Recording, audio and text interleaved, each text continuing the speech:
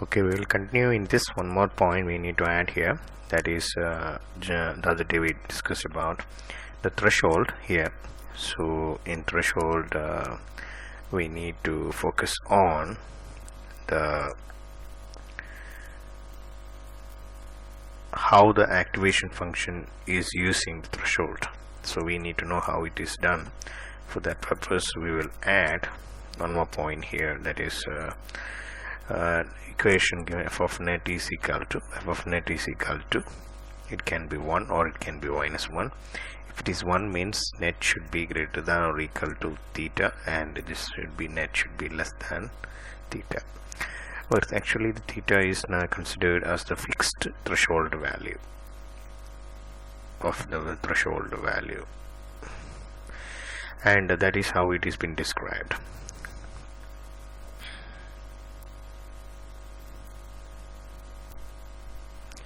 Next we will continue with next topic, that is learning rate. Actually learning rate is also an important parameter in the artificial neural networks. So learning rate is represented by alpha. Alpha is used to represent learning rate. Now what this actually will do is, it is actually used to control the amount of weight adjustment that is done at each step of the training, So we will be going in very much detail in doing the adjustments with the learning rate. So learning rate is actually the alpha parameter which is actually will help us to control the weight adjustment. Now one point we need to understand is that what is the range here for alpha. Alpha range is actually 0 to 1, and what does it do is that it determines the rate of learning at each step. So this 0 to 1 will be the value that will actually will determine the rating step. Another one more point which we need to know about the momentum factor. Momentum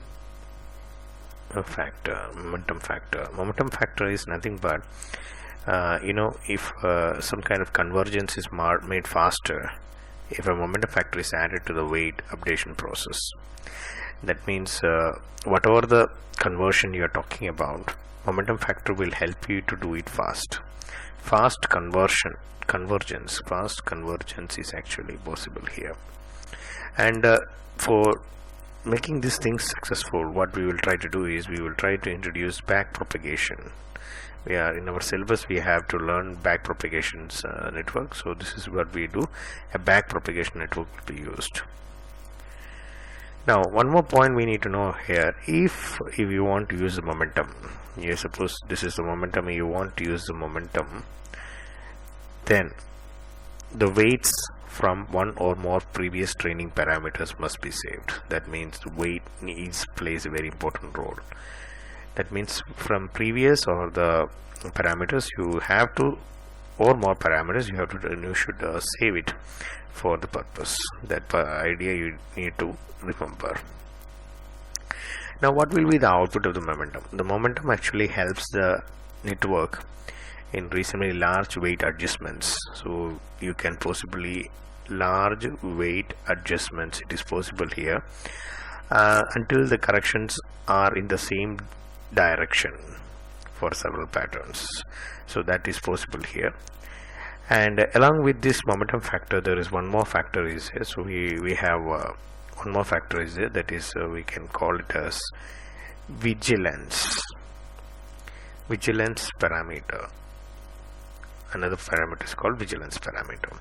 Now what this vigilance parameter will do is, vigilance parameter is defined as P. It is defined as P and is generally used in adaptive resonance theory. That is used in one special type of network called ART. Adaptive, A for adaptive, R for resonance, and T for theory. So adaptive resonance theory network. So ART network. And it is also used actually to control the, what you can do is, it is used to control the degree of similarity that is required for the patterns to be assigned to the same cluster. They control the degree of similarity that will be done by this vigilance parameter, and it is what will be the range of vigilance parameter. The range will almost look like the range will be around 0.7 to 1. This will be range for the vigilance parameter for controlling the clusters. Normally we won't much discuss about vigilance parameter, but we will have a large applications of learning rate will be coming. Momentum factor will be very less. If you give these more preferences, I think you can very rarely you can give momentum factor, and very rarely, rarest of rarest is we have the vigilance parameter coming into the system. So I hope that what all we have just covered is the basics only. So these points which we need to remember, and keeping these things in mind, we will go for the studying a network. So we will learn one by one the important networks which is given in our. Now we will have some problems we will solve it. Now calculate the net input of the neuron. Such a question is coming. For a question, we have one question which is actually solved in your book also. Just to go through the examples. This is x1. You have x2 and you have x3, and the input will be around 0.3, 0.5, and this will be 0.6, and you are having the output network y connected, and you are subsequently you are giving the weight 0.2, 0.1 and minus 0.3. So this minus will tell you that it is mostly inhibited, and 0.2 and 0.1 is excitatory. So you are going to get an output here called y. Okay, now how you are going to solve this question? So when you're going to solve this question, what are the things you need to keep in our mind? The first point we need to remember is we need to substitute, that is perform into a group. You have to do that. That is, you have x1, right? x1, x2, x3. Okay, so x1, x2, 3 you can form it as 0.3, 0.5, 0.6. Similarly, what about the w1, w2, w3? When you do that, how much you're going to get? It is going to get, it is around us 0.2, 0.1 and minus 0.3. Now from this you are going to calculate the net input. So net input you are going to calculate, net input you are going to find out. So the equation will be y is equal to x1 into w1 plus x2 into w2 plus x3 into w3. Just have multiply here. So what is x3? 0.3 into 0.2 plus 0.5 into 0.1 plus 0.6 into minus 0.3. So this is what value you're going to get. So what will be the value? It will be around 0.3, 0.2 is equal to 0.06 plus we can write a little bit here. It is equal to 0.06 plus 0.5 into 0.1 is equal around 0.05, minus is there 0.6, 0.3 is around 0.18. So if you get it, what will the value? It will be 0.07. So you are getting a 0.07. So this output is mostly an inhibitory. It's inhibitory conditions you are going to get.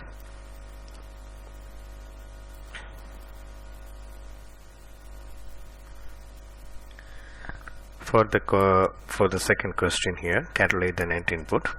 Here actually the bias is given, so you can see that 2 is input, 0.2 and 0.6 is the input, and the one that is the first bias, that is around 0.45, is the bias factor that is given to the output here.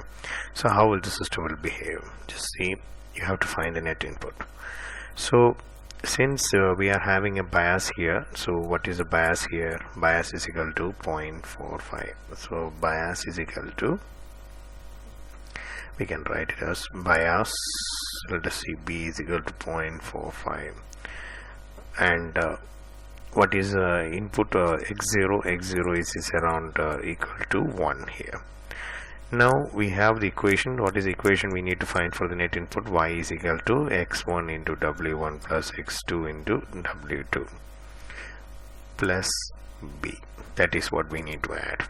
So what will happen is you have x1 is 0.2 into 0.2. One more thing we need to add here. Okay, let us assume that in this question it is 0.3 and 0.7 is the weight. So it will be 0.3 plus x2 into 0.7 into 0.7 plus b is 0.45. so you are approximately going to get 0.93. so this will be your output.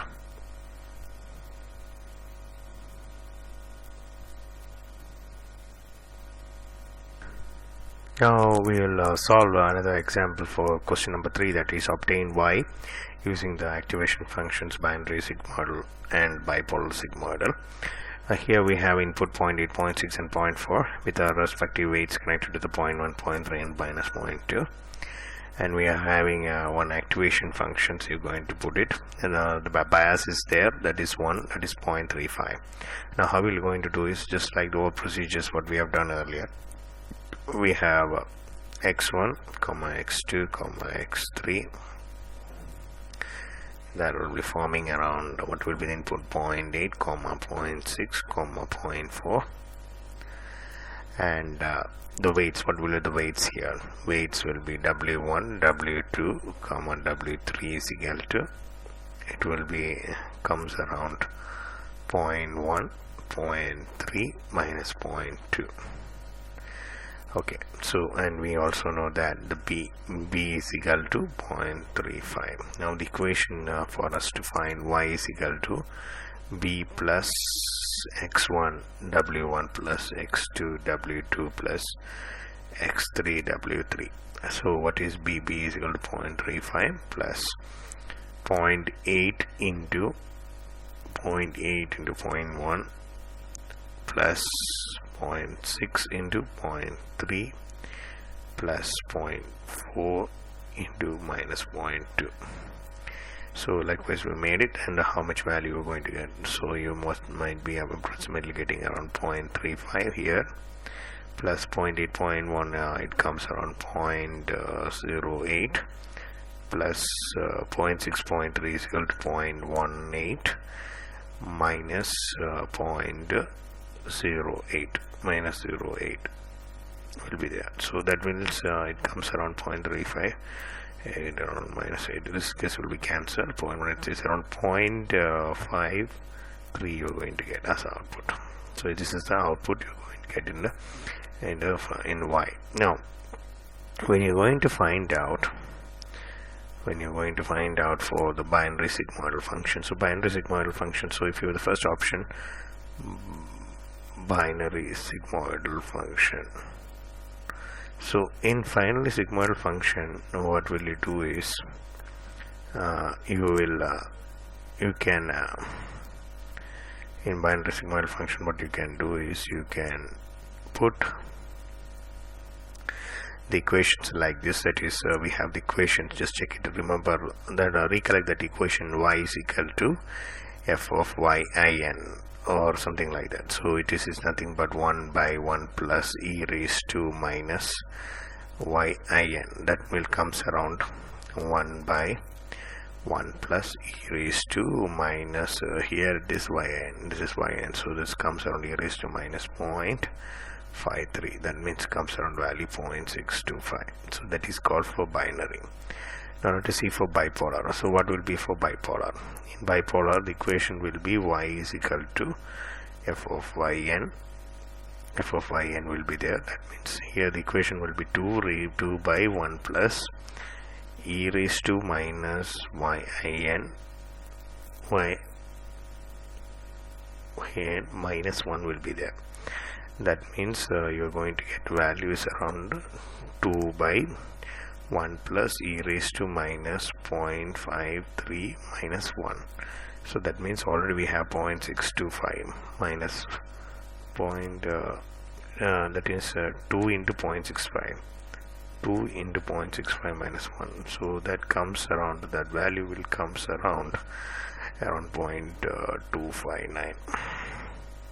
So this is how you're going to find the values for binary binary sigmoidal function as well as for the bipolar sigmoidal function.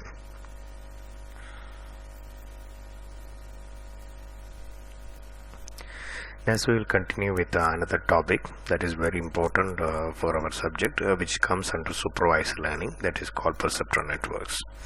So what is this perceptron networks? It is actually like we have learned already, single layer feed forward network. It is single layer feed forward network, or simply we can call it as simple, that is called single perceptron. Can also call it a simple perceptron. Now, what are the things which we need to know about this perceptron? First of all, we need to know what are the types of perceptrons are there. That is actually perceptron. We know that it is designed by Rosenblatt in 1962. Rosenblatt designed this in 1962, and later it was modified by a person like Minsky Papert in 1969 and again in 1988, and it was largely used. It is but a simple perceptron network is still considered the person who developed mostly. It is another person called Bloch in 1962. This is still under so much of scrutiny is going on who actually developed it, but still so many people have contributed, so these peoples can be highlighted for that contribution. Now, what all things we need to know here is that how we need to know certain steps which is very important, or the key points of the perceptron network. So how the perceptron networks will look like. The first point which we need to remember is it contains 3 units. Perceptron contains 3 units. What are the 3 units? One is sensory unit. The second is the associator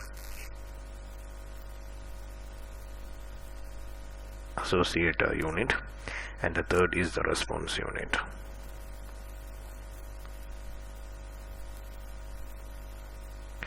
Second is the associator unit, and third is the response unit.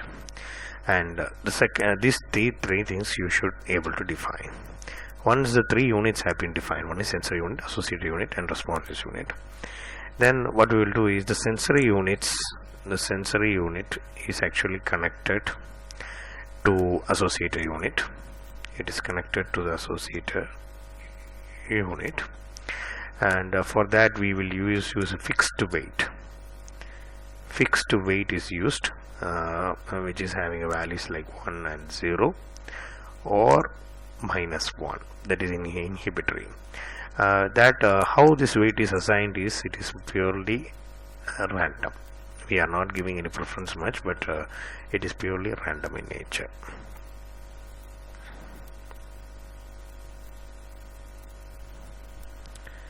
Next important point is, the third important point is, what we will do is we will use the binary activation function. Binary activation function is used for both sensory as well as associator units. It is used for both sensory and associator units. And the fourth important point is, the response activation, if you are using, means you are having a response. So that response from the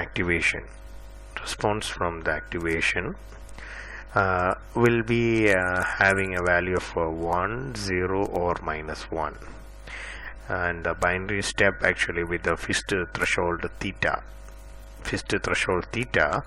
is actually used for the activation of the associator. We will use the theta value, and output signals that are actually sent from the associator unit to the response unit are only binary. That we need to note.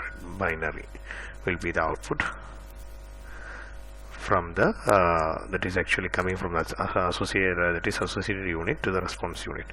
It will be binary. Next is the fifth point. The fifth point is what will look like the output of perceptron.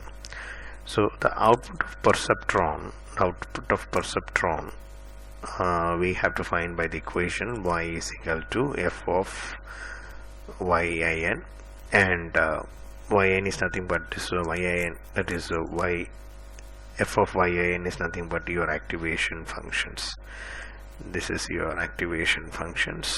So you can write like f of yin is equal to, you can get three values, 1, 0 and -1. If 1 means yin, that is if yin is greater than equal to theta, and this is means if minus theta less than or equal to yin less than or equal to theta, this means yin is equal to less than minus theta. So you have fin is equal to 1, provided you are having yin is greater than theta is equal to 0. You are going to have a value that is between minus theta to theta, and for -1 you have a value which is less than or equal to minus theta.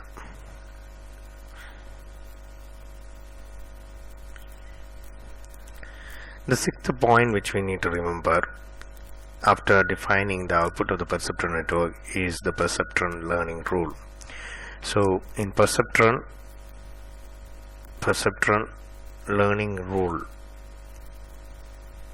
we need to define. That means actually is used in the purpose of weight updation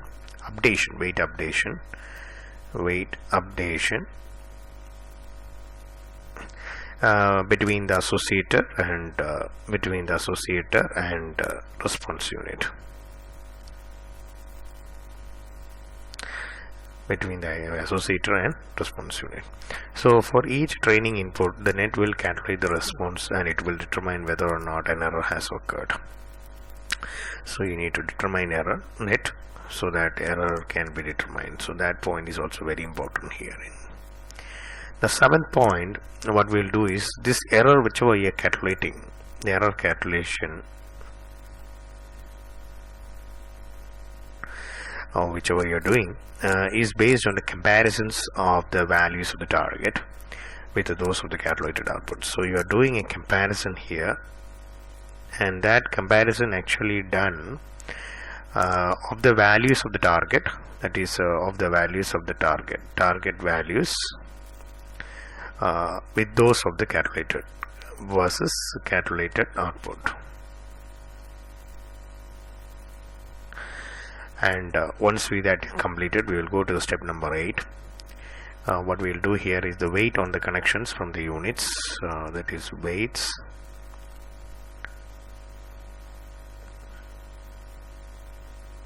connections from units, send connections which will actually send a what we call non-zero signal. It will be sending, that will be adjusted suitably. It has to be adjusted. And step number 9, here what we will do is that weight for adjusting the weight, that is adjusting the weight, what we will do on that is based on the learning rule. We are already having learning rule, perceptron learning rule, based on the error that is actually happened.